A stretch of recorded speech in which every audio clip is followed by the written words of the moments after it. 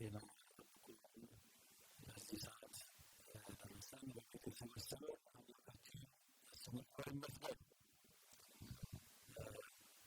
እግዚአብሔር ቸርነትና በየጊዜው በየሰዓቱ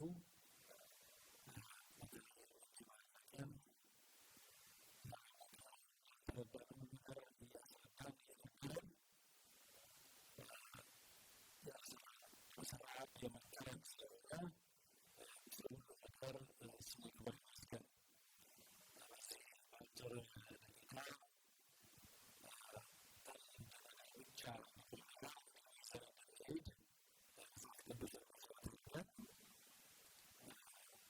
እንማራለን።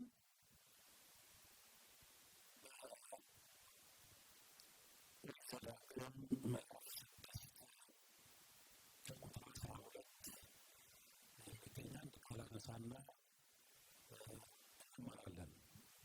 ዘዳግም ምዕራፍ 6 ቁጥር 12 ላይ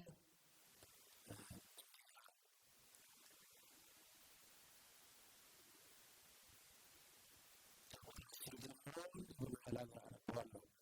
አምላክህ እግዚአብሔር ለአንተ ሊሰጣት ለአባቶችህም ለአብርሃም፣ ለይስሐቅ፣ ለያዕቆብ ወደ ማለላቸው ምድር በገባህ ጊዜ ያሰራሃቸውን ታላቅና መልካም ከተሞች፣ ያልሞላሃቸውን ሁለት የወርቅ ቤቶች፣ ያልማስካቸውንም እሾህ ጉድጓዶች፣ ያልተከልካቸውን ወይንም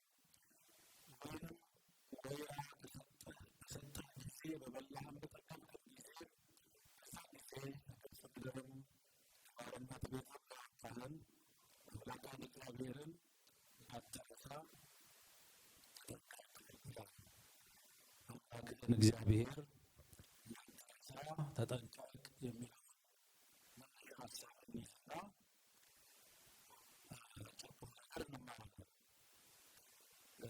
ፈጣሪያችን አምላካችን እግዚአብሔር ሁሉን የሰራ ሁሉን የፈጠረ ያኖር ተስፋ የሆነ ከሱ ውጪ ምንም ሊሆን የማይችል እሱ ሳያወቀው ምንም ሊደረግ የማይችል አምላክ ነው አምላካችን እግዚአብሔር። ታዲያ ወደ መጽሐፍ ስንመጣ ስለ መርሳት ትንታኔ ውስጥ አልገባም። ይህ የተባለው በወቅቱ የነበረ ሕዝብ ነው። እግዚአብሔርን እንዳትረሳ ተጠንቀቅ የሚል ሰዎች አእምሯቸው ዝንጉ ስለሆነ ይረሳሉ።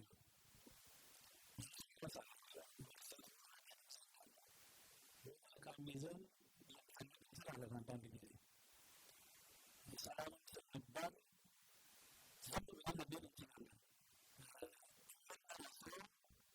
ነገሮች ከልባችን ስለማንይዝ ልባችን ውስጥ ነገሮች ባልተቀመጡ እንዘነጋለን። ነገር ሰው አስበው የሚናገረው ከልብ ሲሆን ነገር የሚሆነው እና ለዚህ ሕዝብ እግዚአብሔር ብዙ ውለታ ውሎ ነበርና ወደ አዲስ ነገር ስትገቡ በሽግግር ጊዜ ነው ሊገቡ ነው። እግዚአብሔር ቃል ገብቷል። የታላላቆቹ አብርሃም፣ ይስሐቅ፣ ያዕቆብ አምላክ ለአባቶች ቃል እንደገባ ወደዚህ ምድር ትገባላችሁ። ከዛ ተዘጋጅተው ታገኛላችሁ። አትቸገሩ። በዚያ ጊዜ ስትገቡ ምናልባት ስትጠግቡ ከተመቸ ሲሆን እግዚአብሔር አላቸው። ይህን ብሎ እግዚአብሔር አስጠነቀቃቸው። ታዲያ የሚሆነውን ነው እግዚአብሔር የሚናገረው። ሊሆን የሚችለው ማለት ነው። ለተመታሱም ካልተናቸው አታሱም። ብዙ መሳት የለብን ነገር ህይወት ውስጥ ሲጋቡ በቤተ ክርስቲያን ሲጋቡ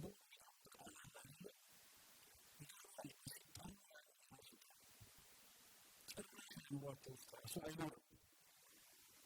ግን የተናገሩት በጣም አብይ ነገር ነው። እስከ ሞት እስከ ሞት ድረስ ለይሽ ተብሎ ነው ያሉት። እግዚአብሔር ባለበት የተነገረው ቃል የሚዘነጋበት ጊዜ አለና ሰው የተናገረውን እንዳይዘነጋ በተለይ እግዚአብሔር ፊት የተባሉ ቃል እንዳይዘነጋ ጊዜ ያስተምራል። ታዲያ ለዚህ ሕዝብ በወቅቱ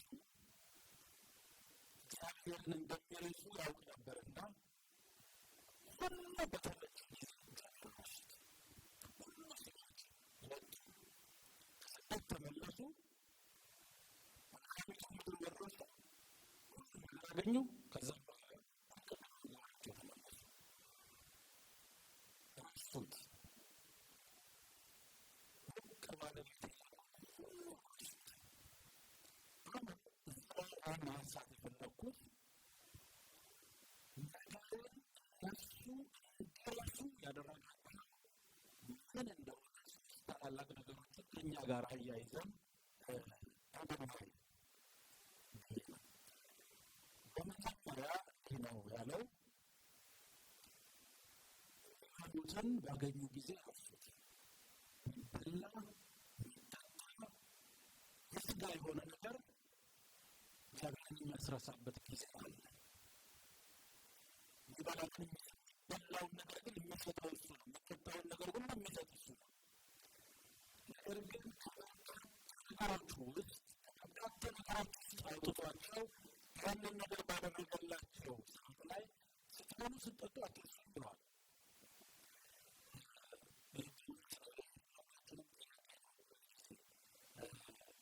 እንበላለን፣ አንራብም። የማንራብበት ስፍራ ያለ ነው። በስጋ የሆነውን ነገር በእውነት አንወጣም። እንራባለን። ግን የስጋ ምግብ የሰጠ የሰማይ አምላክን እናስታውሳለን። አሁን ከእግዚአብሔር ጋር አብሮ ስለመኖርና እግዚአብሔር ሳይለዩ ይሆናል ትእዛዙን አክብሮ ስለመኖር ነው እግዚአብሔር እዚህ ላይ ነገረን እና ያንን ባገኙ ጊዜ ነው ያሱት። ሰው የሚበላን ነገር ባገኘ ጊዜ እግዚአብሔር ይረሳል። ሰው ዘንበላ ብያቸዋል። ሰው ይረሳል፣ ብዙ ነገርን ይረሳል። አንድ ሰው ምን አደረገ መሰላችሁ? የሰው ስም ቤት አለ። ሰዎች በዚህ ገቡና ታጥበው በልተው በዚህ ደግሞ ከፍለው ያወጣሉ። ሰው ገባ፣ እጆቻቸው ገባና ስልክ እያወራ ነው።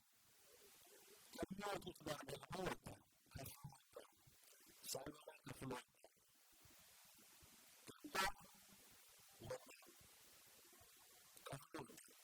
ኋላ ላይ ተገናኘንና አልበላም፣ ሰው አልበላም፣ መብላት ረሳሁ። ያስረሳው ነገር የሚናገረው ወይ ደግሞ በውስጡ እየተመላለሰ ያለው ነገር በወቅቱ ያለበት ጌታ ሊሆን ይችላል። ነገር ግን እስከዚህ ድረስ ሰው የራሱን ነገር ሊረሳ ዝንጉ ሊሆን ይችላል። አሁን ወደ ትልቁ ነገር እግዚአብሔርን ሳይረሱ ወደ መኖር ስንመጣ እግዚአብሔር መሳል መልካም አድርጎ ከሰጠ በኋላ እግዚአብሔርን በሚበላ ነገር ሰዎች ሊረሱት እንደማይገባ ከእነዚህ ሰዎች ሕይወት ነው የምናየው። መጀመሪያ በሚበላ በሚጠጣ ነገር ማለት ነው። በመጽሐፍ ቅዱስ ላይ ምዕራፍ 13 ላይ ከቁጥር 14 ላይ እኔ ግን በግብፅ ምድር ጀምሬ አምላክ እግዚአብሔር ነኝ፣ ከእኔም በቀር ሌላ አምላክም አታውቅም፣ ከእኔም በቀርም ሌላ መድኃኒትም የለም። በምድረ በዳ እጅግም በደረቀ ምድር አድርጌሃለሁ። ከተሰማሩ በኋላ ከተጠገቡ በኋላ ጊዜ በዘን ልባቸው ታበዩ፣ ስለዚህም ረሱኝ አለ። እግዚአብሔር ነው የሚለው ታበዩ፣ ረሱኛል። እና በዘመናችን በምንኖርበት ጊዜ አምላካችን እግዚአብሔርን ሳንረሳው ሳንዘነጋው እንድንኖር ባገኘነው ነገር እግዚአብሔርን እንድናመሰግን እግዚአብሔር ያሳስበናል። ባገኘነው ነገር ባለን ነገር የሰጠኝ አምላኬ ነው ሊረሳኝም ይችላል ብለን ልናስብ ያስፈልጋል። ሌላው ሁለተኛው ሀሳብ ምንድን ነው? ሰው ያልተሰጠውን ነገር ያልተሰጠው ነገር እግዚአብሔር አምላክ ሁሉ ሰጥቷል። ነገር ግን ሌላ ደግሞ ይፈልጋል። በዛ ዘመን አይሁድ እግዚአብሔር ከሰማይ መና ያወርድላቸው እንደነበረ በምድረ በዳ ላይ መጽሐፍ ቅዱስ ይነግረናል። ከሰማይ መና ሲያወርድ እግዚአብሔር የዛሬን ለዛሬ ያወርዳል፣ የነገን ለነገ ያወርዳል። በየቀኑ እየለቀሙ ይበሉ ነበር። ዓርብ ዕለት ግን የሁለት ቀን ይወርዳል፣ ቅዳሜ ስለሆነ።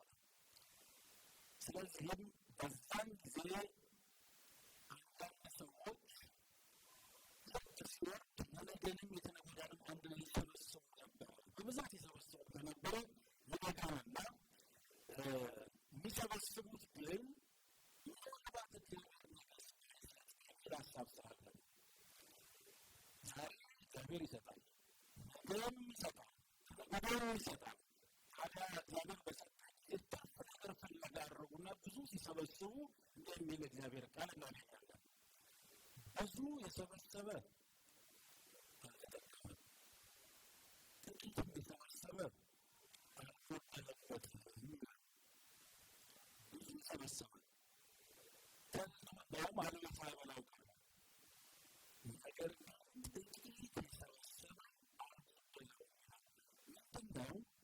ሰዎች ከተሰጣቸው በላይ ወይ ስለበቁ ወይ ስላጭበረበሩ ወይ ስለሰረቁ ወይም በአቋራጭ ስለሄዱ አይተርፋቸውም። በትክክለኛ መንገድ ሲሆን እግዚአብሔር ይባርካል። በመልካሙ መንገድ በትክክለኛው መንገድ ሲሆን እግዚአብሔር ሁሉም መልካም ያደርጋል። ስለዚህ በዛ ሰዓት ላይ ያንን ያደርጉ ነበር። ያ ሕዝብ ያንን ያደርግ ነበር። መጥገቡና እግዚአብሔር መርሳቱ ብቻ ሳይሆን ደግሞ ያልተሰጣቸውንም ነገር ለማግኘት ይሩጡ ነበር። እግዚአብሔር ያልፈቀደውን እግዚአብሔር አምላክ ለእነሱ ያላለውን ነገር ለመውሰድ ይሮጡ ነበር ይላል። ይህንን በኦሪት ዘጸአት 16 ላይ ነው፣ 17 ላይ እናገኛለን። ሌላው በመንፈሳዊ ሕይወታቸው መንፈሳዊ ስራቸውን እየቀነሱ መሄዳቸውን ይነግረናል።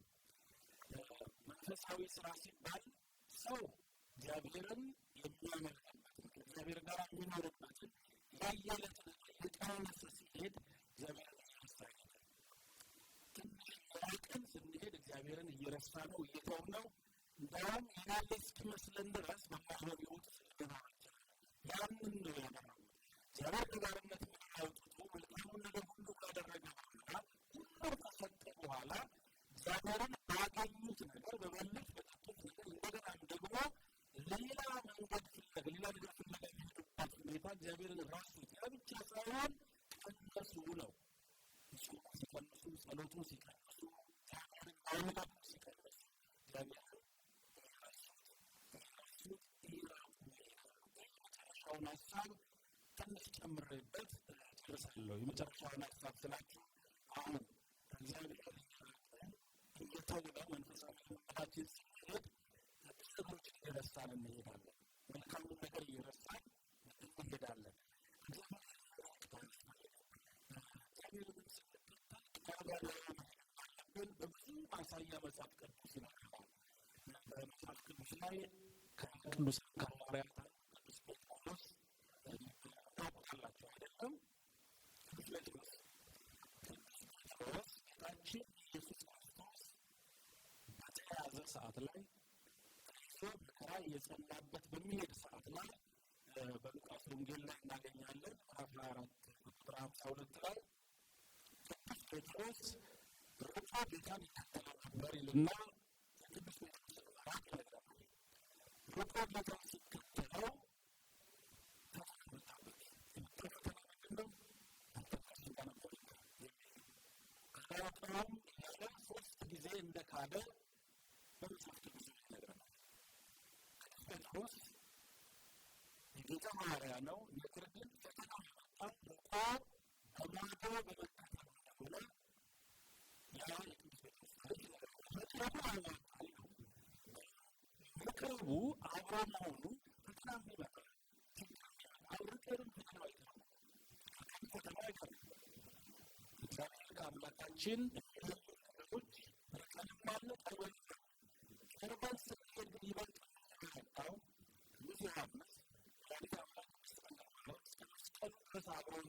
ያዙ ተደረጋለና ድረስ ይተዋል ቀርቦ ይሰጣል ኃይል ይሰጣል።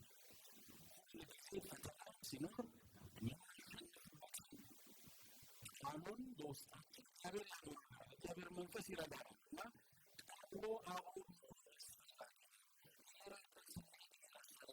አንድ ነገር ይረሳል። እንደውም ሳይንሱ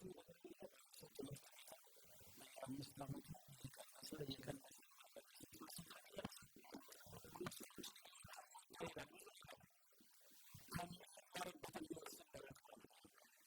እግዚአብሔርን ቃል አውቀን አልጨረስንም። ተማሪዎች ነን። ሁሌ መስማት፣ ሁሌ ቀበል እንዳንረሳ ደግሞ ማስታወስ ሁልጊዜ ስንመጣ የምናስታውስበት ቦታ ነው የስፍራ እግዚአብሔር ቃል የምናስታውስበት ቃል ለመሆን የሆነ ነገር አዲስ ነገር ሰጠን የምንሄድበት ስለሆነ እንዳንረሳ እንድንረሳ ያደረገንን ነገር ሁልጊዜ ትንሽ እንተወው። ያደረገን ነገር ርቀን እግዚአብሔር ከአምላካችን ስለሆነ እንዳንረሳ ሁልጊዜ ቃል ኪዳናቸውን ሁሌ እያሰቡ እንዲኖሩ አምላካችን ነገራቸውን አደራ ሁልጊዜ እያስታወሱ እንዲኖሩ መልካም ነገር እያስታወስን ቃሉን እየሰማን መኖር ያስፈልጋል። አንረሳ እግዚአብሔር ይነግረናል። እግዚአብሔር ይርዳን ሁላችንን። የሚያስረሱ ነገሮች አርቀን እንዳንረሳ ደግሞ የሚያስታውሰንን ነገር እግዚአብሔር ይስጠን። የሚያነቃንን ነገር እግዚአብሔር ይስጠን። የሚያነቃንን ቃሉ የሚያነቃንን ቅዱስ መንፈስ እግዚአብሔር ለሁላችንም ያድለን። ያስተምረን አምላካችን ስሙ ይባረክ።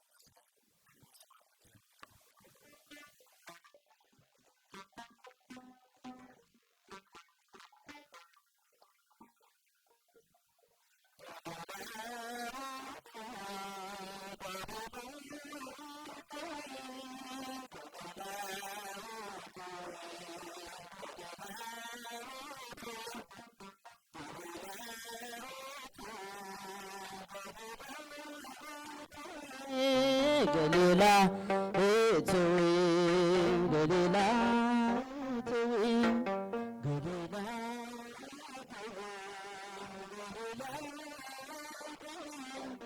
ገሊላ ግቢ ገሊላ